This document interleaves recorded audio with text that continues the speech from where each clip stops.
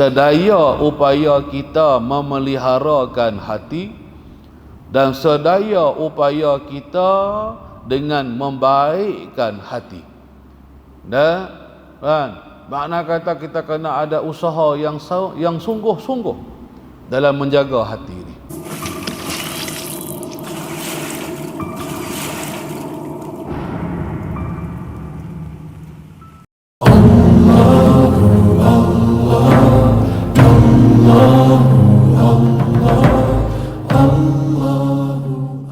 Ni.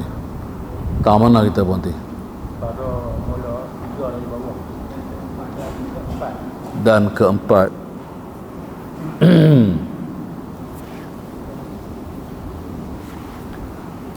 Qala al-musannifu rahimahullah, dan keempat, dan bermula perkara yang keempat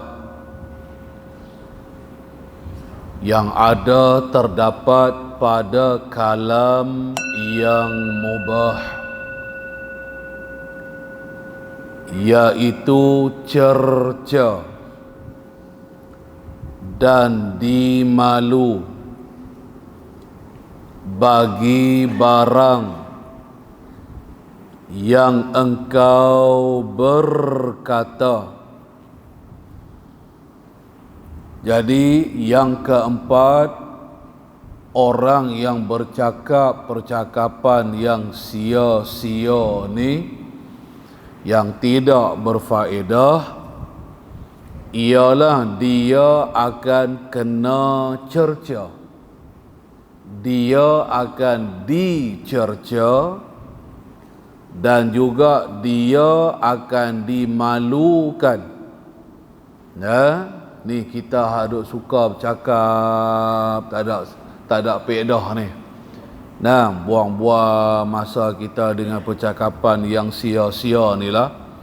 Esok ni, yang ni di akhirat lah, reti dia ni, akan dicerca dan dimalukan bagi barang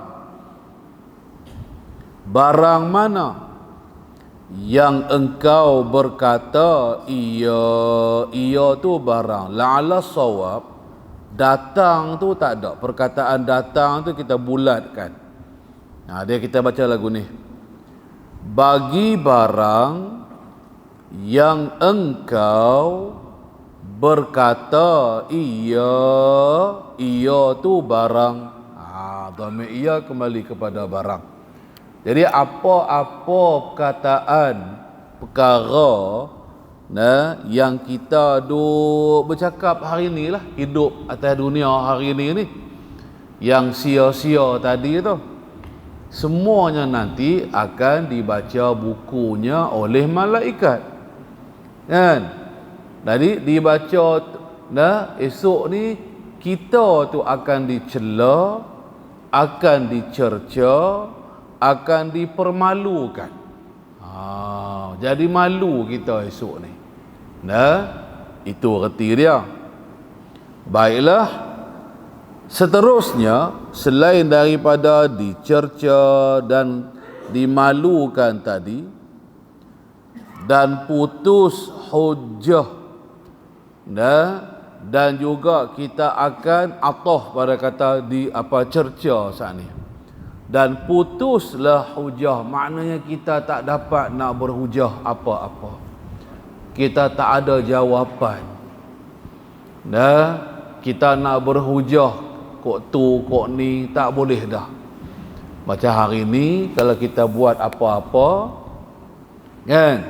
Lepas tu ada orang pertikaikan kita duk cakap lagu tu, cakap lagu ni, kita masih lagi boleh jawab. Kan? Kita habalah apa hujah kita. Ceritalah gini. Kan? Tapi esok di akhirat, kita tu putih hujah tu mana tak terkata apa-apalah. Bahasa mudahnya lagi. Sengah apa pun tak boleh nak habaq apa dah. Betul sungguh. Hak kita selama ni hidup atas dunia suka bercakap sia-sia tadi ni. Kan? Pakak malu, kita malu dengan orang ramai esok daripada mahsyar tu. Dah, depa-depa tu pula nanti akan cela kita. Makhluk yang duk ada daripada mahsyar esok siapa yang akan mencerca kita? Depa ni lah. Apa dia ni? Ikutlah barangkali kamaknya lagu tu lah. Kan? Apa dia ke? Kan, tak ada kerja lain kan, dia kena menyembang hari-hari. Oh, malu kita tu nanti. Lagu tu maksud dia. Baik. Lepas tu, dan malu daripada Tuhan Rabbil Izzati. Dan seterusnya lagi, ataf lagi pada kata cerca tak sat ni. Dan malu, tadi kita malu di hadapan orang ramai di pada mahsyar. Yang ni pula kita akan jadi sangat malu daripada Tuhan kita lah, Allah Rabbil Izzati, Tuhan yang mulia. Al-Izzah tu mulialah maksud dianya. Bukan kita hanya malu di hadapan khalayak ramai esok. Kita juga akan merasa amat malu dengan Allah Ta'ala. Kan? Terbukalah tembelang kita. Terbukalah pekung rahsia kita. Yang kita ni suka bersembang. Kan? Perkara yang kita buat tu perkara yang sia-sia. Tak ada faedah apa pun. Pandai bercakap saja. Kan, bercakap tak ada kena mana apa pun, tak ada keperluan apa pun. Tu kesan dia. Ini yang keempat. Dan senya dikata orang. Orang ni maksudnya ulama lah, reti dia. Dan senya telah dikata oleh orang, yakni oleh ulama, adalah ulama berkata, takut olehmu dan sia-sia perkataan. Jadi maknanya macam ni. Takutlah oleh kamu akan sia-sia perkataan. Kita pasang makna macam tu. Dia pesanlah, alim-alim ulama pesan dekat kita, takutlah. Dah kita takut tu, kita akan berjaga-jagalah daripada benda yang kita takuti ni. Tak mau dekat lah. Kita dek jauh dengan dia lah. Itulah makna dia. Dah takut ni. Akan apa? Sia-sia perkataan tu maknanya perkataan yang sia-sia. Maknanya yang perkataan yang tidak bermanfaat, yang tidak berfaedah. Jangan kata di akhirah, di dunia pun tak ada faedah. Wang masa je duk bergebang, duk bersembang tadi ni. Jadi peliharalah. Dan tak payahlah.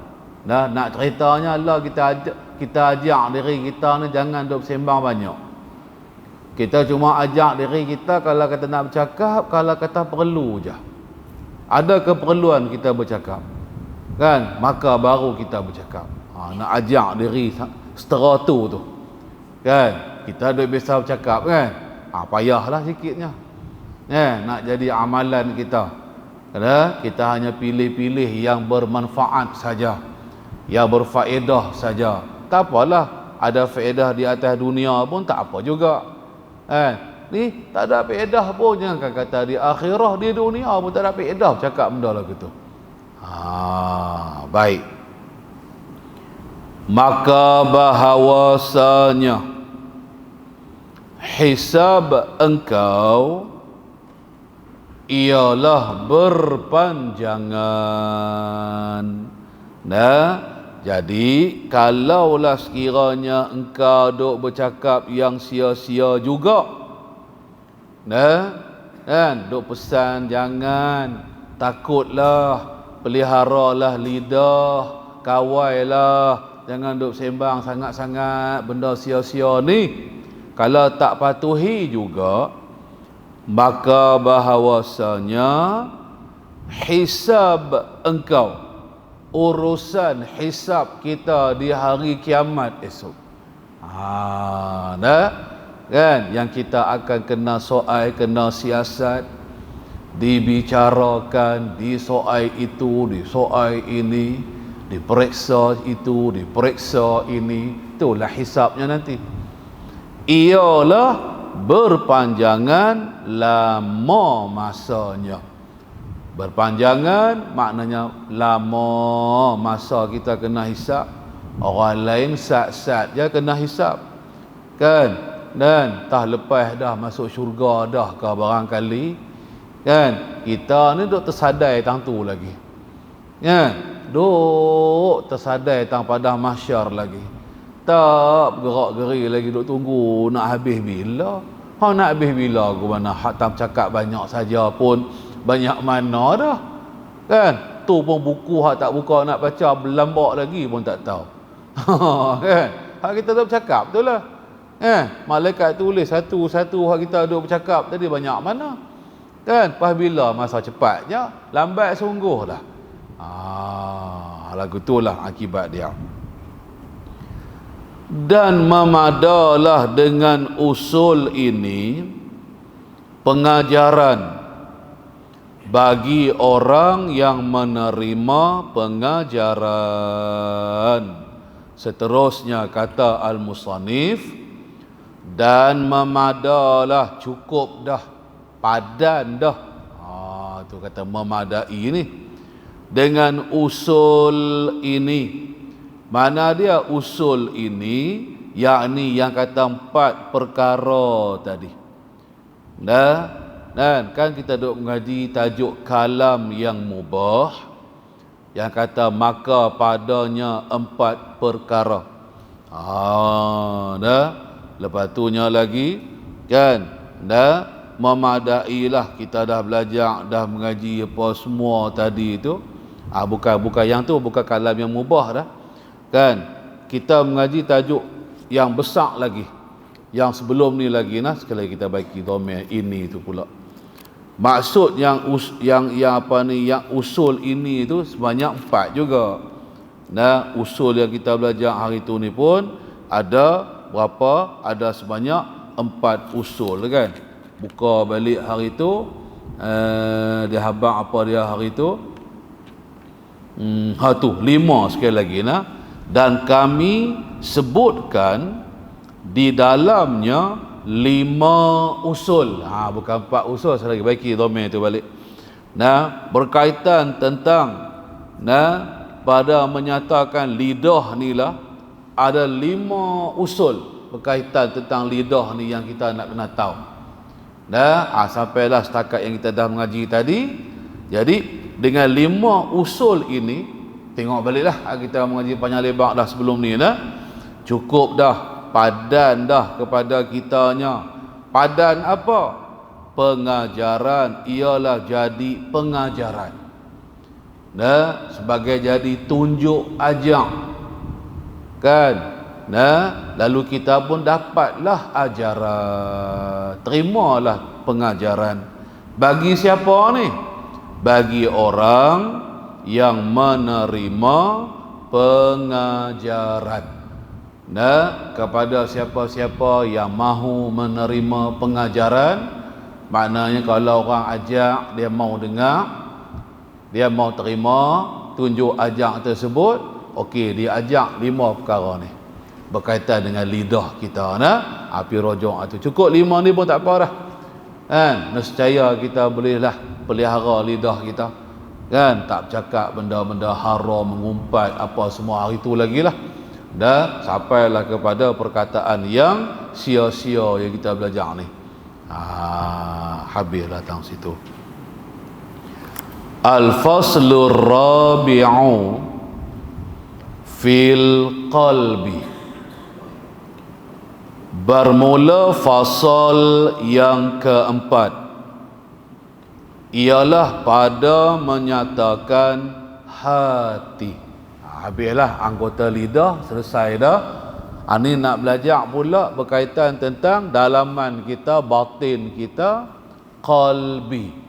Bahasa Melayu terjemahan dia hati, kan? Tapi kalau ikut asalnya, qalbi ni jantung. Asal makna dia, kan? Takut keliru tang situ. Kan? Duk faham hati sungguhlah. Kan? Bukan hati yang duk dalam badan kita, hati tu. Qalbi ni asal dia adalah jantung. Ada sanubari, ada ruhani, kan? Ada jasmani, ada ruhani. Batin lah. Okey, tak apalah. Kemudian lazimlah olehmu dengan memeliharakan hati. Seperti mana juga anggota-anggota lain, kan? Yang kita wajib kena pelihara daripada perkara-perkara yang haram tadilah. Lidah kena pelihara daripada bercakap benda yang haram. Mata pun kena jaga, telinga pun kena pelihara, hati pun kena pelihara.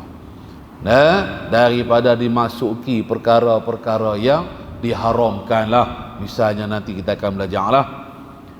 Dan membaikkan, dan lagi lazimkan oleh kamu dengan membaikkan, yakni membaikkan hati. Jadi katanya lagi al-musannif, kamu kena sentiasa bermulazamah dengan membaiki hati kamu. Kalau hati kita dah rosak, kena baiki dia. Maknanya kalau hati kita tu sakit, kena ubati dia. Perbaiki dia. Kan? Buang segala sifat-sifat mazmumah tu. Itulah sakit hati, penyakit hatinya. Isikan dengan sifat-sifat yang terpuji. Itu saja boleh membaikkan hati kita. Baru hati itu baik, orang panggil.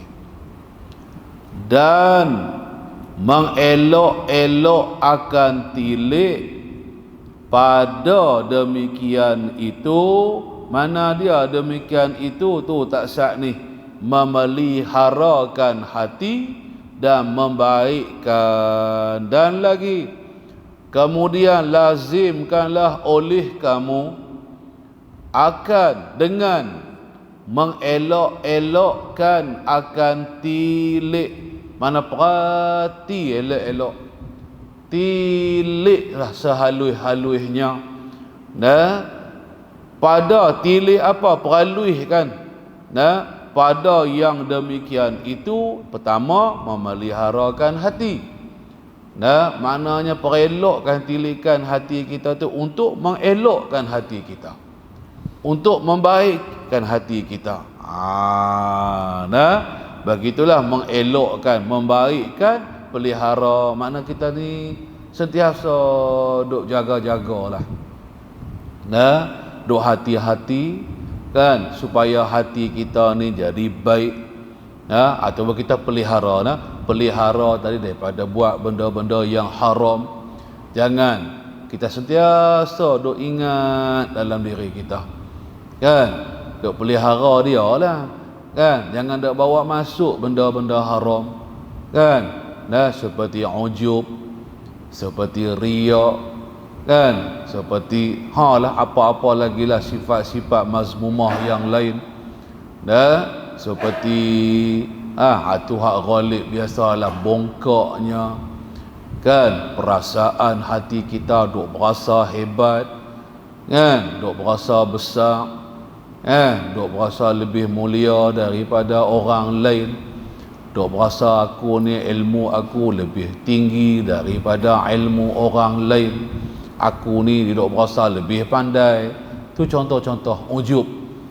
Lepas tu celah tu pula dia menghinakan orang, jadilah takabur, kan. Ataupun dalam hati dia suka mencari-cari pujian orang, suka kan dengan pujian orang, pantang sikit buat ibadat, ada riak, nak tunjuk-tunjuk dekat orang supaya orang puji hang ni rajinnya buat ibadat. hang ni rajinnya semayang, kita nak jaga-jaga tu elok tilikkan hati kita tu orang panggil. Dah kan, tak mau buat benda-benda yang diharamkan ini kan. Dah lah susah payah buat ibadat, dia pergi jadi sum'ah pula dah kan. Tu cerita dekat orang tu, cerita dekat orang ni kan, aku buat ibadat itu, aku buat ibadat ini kan. Tak payah ceritalah kan, apa perlu kita nak menceritakan amal ibadat kita dekat orang. Tu contoh-contoh perkara-perkara buruk yang asalnya puncanya daripada hati kita. Jadi kita ni orang yang sangat mengambil berat perkara-perkara ni kan, sangat berjaga, sangat pelihara kan. Tak mau kita nak elok, tak mau bagi ada benda-benda lagu ni lah hati kita. Itulah maksud dia nya. Dan bersungguh-sungguh kuasa, dan bersungguh-sungguh kuasa.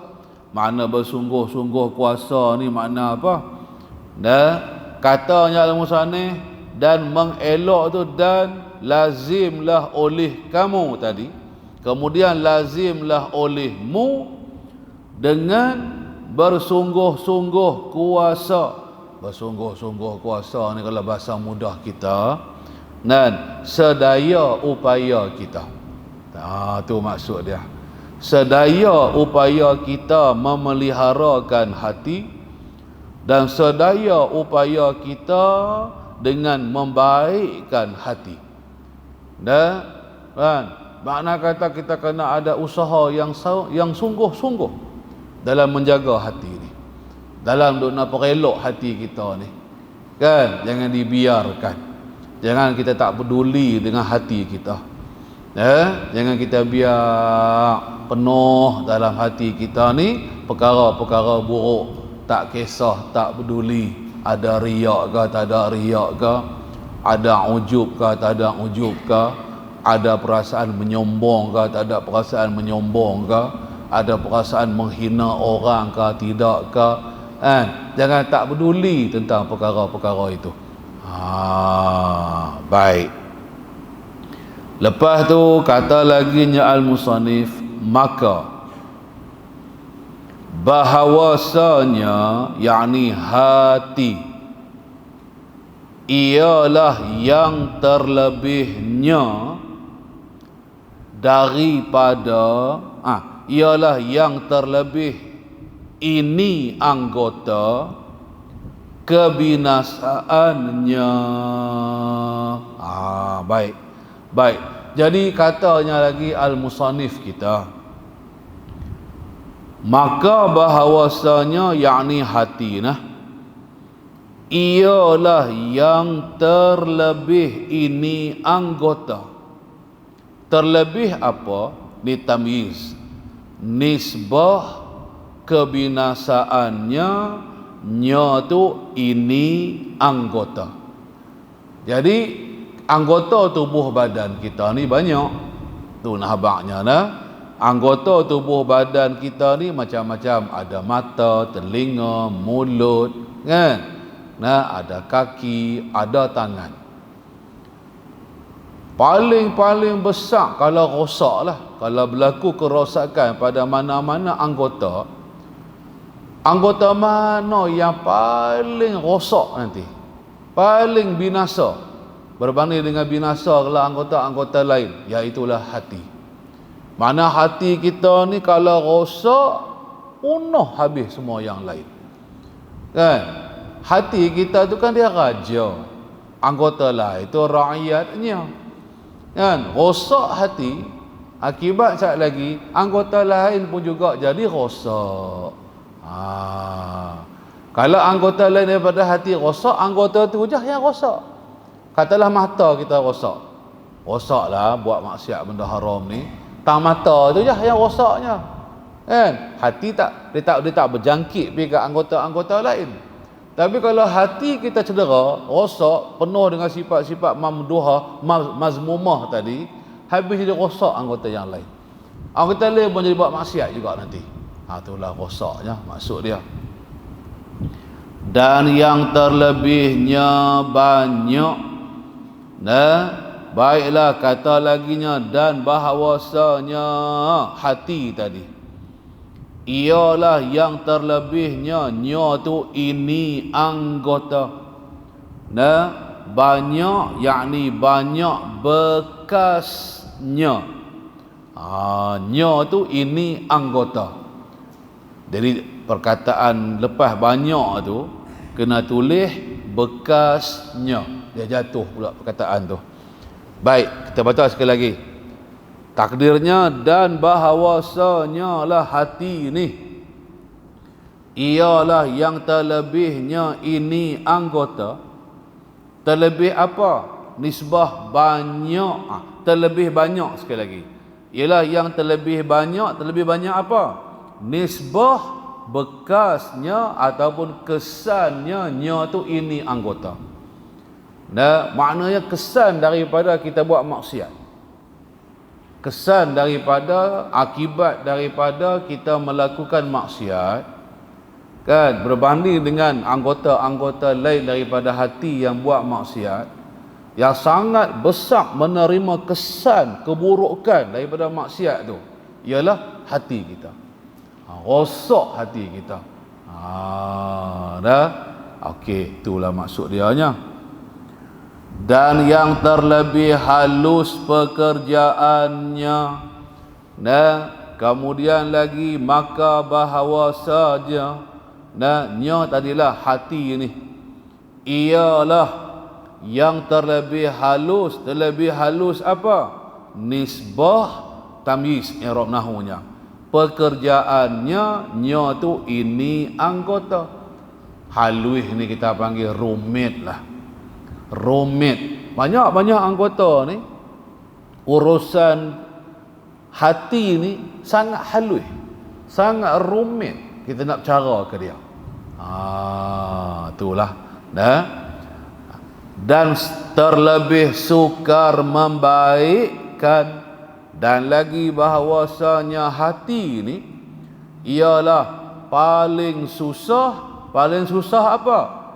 Nisbah nak baiki dia. Kalau dah rosak, maknanya hati kita ni kalau dah punah, kalau dah rosak, kita nak baiki kerosakan hati itu, sangat susah.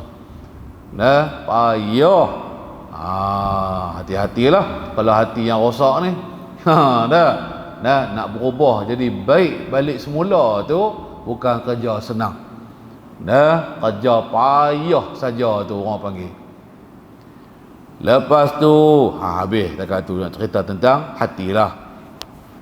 Dan aku, yakni al-musannif, sebut padanya, yakni pada fasal yang keempat, yakni pada menyatakan hati inilah, akan 5 usul juga berkaitan tentang hati ini. Imam Ghazali akan cerita 5 perkara asas, perkara penting. 5 ni kita kena tahu. Kalau kena beramai, kita kena beramai. Baru memadai. Baru kita boleh baiki, boleh elokkan hati kita. Itu maksud dia. Yang 5 usul ni yang memadai, sudah memadailah. Cukup padan dengan 5 usul ni. Nanti kita akan belajar apakah dia, kan. Cukup dah dalam urusan kita nak baiki hati, kita nak peliharakan tadi hati kita, kita nak baiki hati kita, kita nak perelokkan hati kita, kan. Tahu 5 perkara ni. 5 perkara induk lah, asas orang panggil. Baik, habis tang situ, berhentilah setakat tu dulu. Qala al-musannif, asal yang pertama ialah firman Allah Ta'ala ila akhirih. Wallahu subhanahu wa ta'ala a'lam. Wallahu a'lam ay alim.